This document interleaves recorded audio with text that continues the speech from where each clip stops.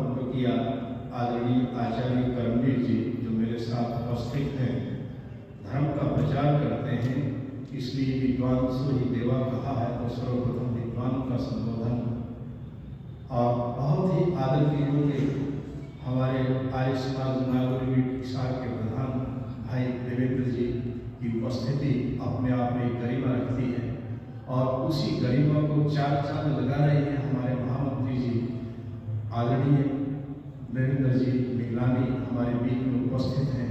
एक बार तालियां बजा दीजिए। तालियों की बात मैं इसलिए कहता हूँ कि मैं विभिन्न समाजों में जाता रहता हूँ और वहाँ मैंने देखा है जो साप्ताहिक सत्संग कई जगह तो चलता नहीं है और कहीं कोशिश करते हैं तो मैं कहता हूँ 15 दिन में, महीने में और ना तो कम से कम जिस दिन में कोई त्योहार हो उसकी पूर्व संध्या पर उसकी बातचीत होनी चाहिए।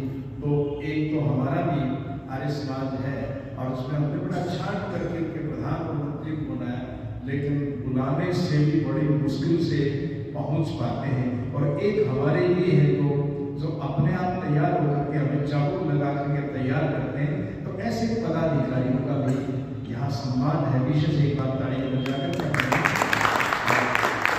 आज के आदरणीय भाई रामधारी जी और हमारे बहन जी उपस्थित हैं, इनके लिए एक बार उपस्थित हमारे सज्जन जी सभी का आदर स्वागत सम्मान है। और ब्रह्मचारियों के लिए मैं एक बात विशेष कहूँगा, विद्यार्थी हमारा दयानंद ब्रह्म महाविद्यालय बहुत पुराना विद्यालय है और लाहौर से चल के आया हुआ है और आर्य समाज हिसार की मैं समझता हूँ ये शान है, क्योंकि आर्य ठीक है उतार चढ़ाव आते रहते हैं, लेकिन किसी समय आर्य समाज के अंदर सारा दबदबा, सारा कार्यक्रम, सारी व्यवस्थाएं हमारा दयानंद ब्रह्म महाविद्यालय संभालता था। यहाँ से निकले हुए जो विद्वान हैं वो भारत के ही विश्व के कोने कोने में गए हुए हैं और ऐसे ही एक विद्वान आचार्य पंडित राम जी शास्त्री वो भी यहीं से निकले, मेरे वो गुरु जी हैं, तो मैं सबसे पहले अपने गुरु जी को प्रणाम करता हूँ। विद्यार्थी अपनी बात पे आते हैं, थोड़ा समय है, आचार्य जी रोक देना, क्योंकि चलने के बाद ऐसा ही होता है, रोक देना आप, क्योंकि समय की परिधि में रहना भी आवश्यक होता है। ब्रह्मचारियों आपके लिए बात है, मैं आपको 3-4 बिंदु बताऊंगा। व्याख्याएं एक बिंदु की करोगे तो हम बहुत बड़ी बन जाती है, एक बिंदु पे 1 घंटे का व्याख्यान भी बन जाता है और उनकी जब गहराई में जाते हैं तो बहुत सी बातें निकल करके आते हैं। मैंने एक लेख पढ़ा था एक पत्रिका के माध्यम से अपने राजीव जी दीक्षित वास्तव में आर्य समाज की बहुत बड़ी शान थे और आज भी वो शान बने हैं और उन्होंने आर्य समाज के कार्यकर्ताओं के देशभक्ति के अनेक पहलुओं के विषय में दस्तावेज वो निकाल करके लाए हैं। कहाँ से लाए हैं? लंदन से निकाल करके आए हैं। अपना जो लंदन के अंदर अपना जो भवन बना हुआ है, बहुत बड़ा प्रचार का जो हमारा माध्यम से वहाँ से मूल दस्तावेज निकाल करके लाए। तो उनका मैंने एक लेख पढ़ा था और उसके लेख के माध्यम से एक अंग्रेज यानी लॉर्ड मैकाले वो ही अपना एक शोध पत्र प्रस्तुत कर रहा है और उसके सामने वहाँ बातचीत होती है सेनेट के अंदर कि जी आप भारत के अंदर रहे, भारत के अंदर आपने क्या देखा और भारत के अंदर इतनी समृद्धि क्यों है, लोग उन्हीं की तरफ लालायित क्यों होते हैं। तो वहाँ एक शोध पत्र के माध्यम से संकेत करता है कि जी वहाँ मैंने 4-5 चीजें देखी हैं और उन चीजों को मैंने भारत के जो प्राचीन जो पुराने लेखक थे, ऋषि थे, उनके लेखों के माध्यम से मैंने प्राप्त किया है। और उनका भारत की समृद्धि का कारण सबसे पहला वहाँ की गौ सेवा है। गौ सेवा है, वो लोग गौओं के भक्त हैं और गौओं के भक्त हैं। जब मैंने ये जानने की कोशिश की, लॉर्ड मैकाले लिखते हैं कि जब ये जानने की कोशिश की तो गऊ की जितने लाभ मिले हम उनको सोच भी नहीं सकते। पुराना उनका इतिहास है, रामायण महाभारत, और उनके अंदर गऊ का बड़ा भारी वर्णन मिलता है। उनके योद्धाओं का बुद्धिपूर्वक अध्ययन, बुद्धिपूर्वक उनका पुरुषार्थ, उसके पीछे गौ रहता है, गौ का दूध है और गौ की सेवा है। और यहाँ तक लिखा हमारे आयुर्वेद के अंदर हुआ कि गऊ का समूह जहां हो और उनके गऊ के समूह के ऊपर से जब वायु गुजर करके आती हो और उसके विपरीत दिशा के अंदर अगर कोई व्यक्ति बैठा है, रोगी बैठा है, तो उसको भी बड़ा भारी लाभ होता है। और इसका कारण एक हमने कोरोना के काल में देखने को मिला। ये डोभी गांव जो आपका कन्याकुमारी डोभी जहाँ बना हुआ है, उसके पास में गौशाला है। वहाँ हमारे प्रधान जी आदरणीय मंत्री जी वहाँ 14,000 गौवे मिला, 14,000 गौवे। और उसकी विशेषता ये है कि वहाँ जो देशी गौवे हैं उनका जो दूध होता है वो बेचा नहीं जाता, वहाँ के कर्मचारियों को दिया जाता है। और किसी को दवा के रूप में आवश्यकता है तो फ्री ऑफ कॉस्ट मिलता है। और गुरुकुल की जो ब्रह्मचारिणियां हैं उनके लिए वहाँ फ्री ऑफ कॉस्ट वहाँ से उस गौशाला से दूध जाता है। और किसी को भी बीमारी हो, कोई अगर वैद्य बता दे कि गाय का दूध आपने प्रयोग करना है तो आपको मिलेगा, बड़े सम्मान के साथ मिलेगा वहाँ से। तो देखने में ये मिला कि उस गौशाला का प्रभाव जैसा ऋषि ने लिखा है कि गौवें जहाँ होती है वहाँ अनेक लोग भाग जाते हैं। कोरोना काल के अंदर उस क्षेत्र के अंदर कोई बीमारी नहीं है, कोई एक भी व्यक्ति रोग नहीं मिला उनका। तो कुछ पार्टियां भी आई देखने के लिए, तो सबने देखना ये कहा कि ये गौओं का प्रभाव हो सकता है, कि गौमूत्र का प्रभाव हो सकता है। तो हमारी गौशालाएं जो है ये हमारे देश की समृद्धि का कारण रही है।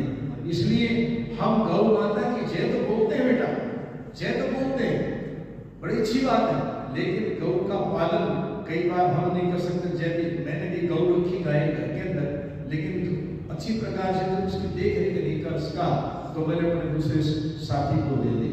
ऐसे में क्या होता है कि हम अपने आप गौ के दूध का सेवन करें, गौ के घृत का सेवन करें, ताकि जो गोपालक हैं उनको इससे उत्साह मिलेगा और गौओं का संवर्धन होगा। और आयुर्वेद में तो यहाँ तक रखा है कि हमारा गृहस्थियों के लिए कि गाय के जो सींग होते हैं, एक पुत्रेष्टि योजना की पुस्तक आई है, आप उसके तरफ इसका उल्लेख दिया है। गौ के जो सींग होते हैं उसके अंदर जिस बहन को गर्भ है, गर्भ की प्रारंभिक अवस्था है, तो वो सुबह सुबह सूर्योदय के समय जब सूर्य की किरणें निकलती हैं और सूर्य के सामने खड़ी होकर गऊ के सींगों के बीच से देखती हुई और उसको खाद्य पदार्थ देती है, उसका हाथ फेरती है, तो उसकी जैसी इच्छा होती है वो उसके गर्भ के ऊपर प्रभाव पड़ता है। अगर सूर्य की किरणें पड़ती है तो वो गर्भिणी में पुत्र होने की ज्यादा संभावना रहती है। और चंद्रमा की जब किरणें पड़ती हैं और ऐसे में जब उनको रोटी देते हैं, खाद्य पदार्थ देते हैं, तो कन्या की ज्यादा होती है इच्छा के अनुसार। तो गौओं का ये हमारा भारत देश जो है गौओं का देश रहा, इसलिए हमारा सबसे पहले समृद्धि का कारण था गौ। और अनेकों गौएं हुआ थी, करोड़ों की संख्या में कृष्ण के समय में, राम के समय में हम गौओं का दूध पीते थे तो हमारा शारीरिक बल बढ़ता था और शारीरिक बल में तामसिकता नहीं होती थी, सात्विकता होती थी। इसको आप विस्तार कर लेना। और दूसरा हमारा पहलू जो उन्होंने किया वो था यज्ञशाला, कि घर घर में यज्ञशाला, घर घर में यज्ञशाला। आज भी हमारे आर्किटेक्ट जब भवनों का नक्शा बनाते हैं तो कहते हैं इस कोने में मंदिर होगा, ऐसे कोने में मंदिर होगा। तो हमारे घरों में एक ऐसा स्थान होता था जहाँ बैठ के सूर्योदय के साथ ही घर घर में यज्ञ की आहुतियां शुरू हो जाया करती थी। और जो यज्ञ में नहीं कर पाती थी वो माताएं बहनें जब भोजन बनाती थी तो भोजन किस कारण करती थी। क्यों? यज्ञ के लाभ उसमें अनेकों हैं, आपको ज्यादा बताने की जरूरत नहीं, क्योंकि हमारा पर्यावरण शुद्ध होता है, एंटीवायरस भाग जाते हैं। तो दूसरा कारण था यज्ञशाला। और यज्ञशाला के बाद फिर हमारी पाकशाला थी, पाकशाला के अंदर भी शुद्ध सात्विक भोजन, गौओं का घी दूध प्रयोग उसके अंदर, सब्जियां साग सब्जी बिना खाद की, अगर खाद भी हो गौओं की वो हमारी होती थी। आज हमारे खाने में क्या गया? पिज्जा, बर्गर, चाउमीन, ये सब हमारे स्वास्थ्य के ऊपर आक्रमण है, हमला है, इससे भी हमें बचना है। और उसके बाद प्रत्येक गांव में व्यायामशाला होती थी, बूढ़े बुजुर्ग सुबह उठकर घूमने के लिए जाते थे, व्यायामशाला में आकर के व्यायाम करते थे, बच्चों को व्यायाम करवाते थे और व्यायाम प्रत्येक के लिए आवश्यक होता था। व्यायामशाला मतलब गांव के बाहर, शहर के बाहर ये स्टेडियम इस तरह के नहीं थे, खुले मैदान होते थे, वहाँ योगासन प्राणायाम करते थे जिससे उनका स्वास्थ्य ठीक रहता था। और फिर घर घर प्रत्येक गांव के अंदर एक शाला और होती थी जिसको बोलते हैं हम गुरुशाला। गुरुशाला यानी गुरुकुल। और ये गुरुकुल आप कई बार आते हैं कि जितने गांव थे उतने गुरुकुल कई बार हास्यास्पद सा लगता है, लेकिन ये वास्तविकता है। आज भी अगर आप मध्य प्रदेश में जाकर के देखोगे, महाराष्ट्र में देखोगे, तो वो लोग अपने घरों में गुरुकुल चलाते हैं। ऐसा मैंने खुद देखा है। उज्जैन के अंदर में गया और वहां मैंने देखा, वहां के गुरुकुल से मिला, मैंने उनसे पूछा कि भगवान किम करोसि, कि अहम आचार्योस्ति अहम विद्या धनम करोमि।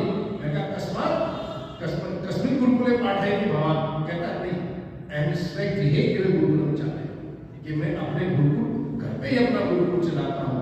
तो इन गुरुकुलों की बड़ी मेहरबानी क्योंकि वो शुद्ध सात्विक विद्या देते थे और फिर उसके साथ होती थी शोधशालाएं, शोध करते थे, नया नया निर्माण करते थे। और इन शोधशालाओं का आधार था हमारी संस्कृत विद्या। देखो आचार्य जी, एक मिनट में बात समाप्त करता हूं। देखो, एक ईसाई अपनी बाइबल पढ़ने के लिए और पढ़ाने के लिए अंग्रेजी का प्रचार करता है और प्रसार करता है, और उन्होंने तो अपने पाठ्यक्रम में भी ये चीज लगा रखी है। पुराना इतिहास आप पढ़ के देखो, history of education in India अगर आप पढ़ करके देखोगे तो वहां जो पाठ्यक्रम था उसमें बाइबल आवश्यक थी। और जो विद्वान की परिभाषा का जिक्र आया तब भी वहां कह दिया कि विद्वान तो हम उसी को मानेंगे जो बाइबल का विद्वान है। उसके बाद जो हमारा मुस्लिम समुदाय है, इसके लोगों की बात ले लो, अगर इनको अपना कुरान शरीफ पढ़ना है, पढ़ाना है, कलमा पढ़ना है, पढ़ना है, वो जरूर उर्दू और फारसी पढ़ेंगे। आपका ये बालसम काम है। यहाँ आप यहाँ से टेलीफोन करो कि जब मैं उर्दू पढ़नी, आदमी चल के आ जाएगा आपके पास में। और दूर नहीं, आपका एक गुरुद्वारा है, गुरु ग्रंथ साहिब का महला पढ़ने के लिए आपको पंजाबी पढ़नी पड़ेगी। बच्चे पढ़ाते हैं, बड़ी श्रद्धा रखते हैं, बड़ी अच्छी बात है। लेकिन एक हम आर्य लोग ऐसे हैं कि नारे तो लगाते हैं लेकिन संस्कृत नहीं पढ़ते हैं, क्योंकि हमारी सारी संस्कृति जो है वो संस्कृत के अंदर है। हमारा विद्वान, हमारा जो वैदिक जो ज्ञान है वो सारा संस्कृत के अंदर भरा पड़ा है। संस्कृति संस्कृति नहीं विद्यते कि हमारी संस्कृति संस्कृत के अंदर है और संस्कृत हम पढ़ते नहीं। और प्रधान जी हमारे आदरणीय विज्ञानी जी बैठे हैं, मैं इनको नमन करता हुआ एक बात कहूंगा, आप गुरुकुलों का वर्णन नहीं किया।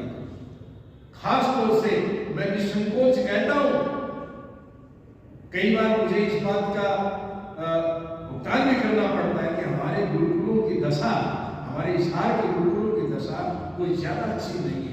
हाँ, कुछ एक लोग हैं जो लगे रहते हैं, प्रचार और प्रसार करते हैं, विद्या दान करवाते हैं, लेकिन हमारे गुरुकुलों के अंदर पाठ्यक्रम जो हरियाणा विद्यालय शिक्षा बोर्ड का है, जो उसके अंदर लगती है संस्कृत वही पढ़ाते हैं हम, तो संस्कृत की तरफ अपना रुझान लाइए। इसलिए संस्कृतम पठतु संस्कृतम वदतु। यदि बेटा आप अशुद्ध भी बोलते हो, एक आचार्य से मेरी बात हुई और मैंने स्पष्ट मुंह कहा, आचार्य भैया अहम तो संस्कृत भाषायां वक्तुं न शक्नोमि, अहम तो राजकीय विद्यालये पाठयामि, मम अभ्यासो न वर्तते। तर्हि तेन उक्तम्, उन्होंने कहा यदि अभ्यास न वर्तते तो अभ्यासं कर्तव्यम्। यदि भगवान वदिष्यति संस्कृतम अहम संस्कृतम पठति, बाकी को ध्यान से देखना, यदि भगवान वदिष्यति अहम संस्कृतम पठति, पठति गलत है व्याकरण के अनुसार, तर्हि किं संस्कृतं न वदते। यदि भगवान पठति वदिष्यति तर्हि किं पठामि अपि वदिष्यसि। इसलिए शुद्धम व अशुद्धम व संस्कृत का प्रचार कीजिए, प्रसार कीजिए, बोलिए, इसको व्यवहार में लाइए। आप तो संस्कृत आप गलत बोलते बोलते भी ठीक बोलने लग जाएंगे। आप वेद मंत्रों का उच्चारण थोड़ा सा न्यून करते हुए ठीक करने लग जाएंगे। और ये हमारा एक ऋषि का मिशन होगा, इस प्रकार पूर्ण होगा, उसमें हम थोड़ी सी आहुति डाल सकेंगे। और इस कार्य के लिए हमारा आर्य समाज मंदिर जो विचार है, ये आज से ही नहीं, पुराने समय से ही और हमेशा ही बहुत अधिक काम कर रहा है और इसके हाथ भी मजबूत होंगे, यहाँ के पदाधिकारियों का उत्साह बढ़ेगा और हमारी सारी ताकत जो है आप विद्यार्थियों पर, नौजवानों पे है। आशा आप मेरी बात को ध्यान रखेंगे। और शाम जितना समय था थोड़ा ज़्यादा भी ले लिया, आचार्य जी क्षमा करना। अब ये बिंदु ऐसे थे कि इन बिंदु को विस्तार से चलना चाहिए, लेकिन आप एक एक बिंदु को लेकर थोड़ा विस्तार कीजिए। आपने मेरी बात को सुना, बहुत बहुत धन्यवाद। नमस्ते। बहुत सुंदर आचार्य जी ने हमारे सामने विचार रखे। संस्कृत भाषायाम विश्व कल्याण, संस्कृत जो है वो विश्व का कल्याण कर सकती है। विश्व का कल्याण ही संस्कृत भाषा में है और संस्कृत भाषा सारी भाषाओं की जननी, जितनी भी भाषाएं हैं। और महाराष्ट्र में तो आधे शब्द आचार्य जी संस्कृत के, आधे से भी ज़्यादा। वहाँ जो भाषा है मराठी भाषा, उसमें आधे से ज़्यादा शब्द जो है संस्कृत के। आइए मैं अपने विचार प्रस्तुत करना आपके सामने।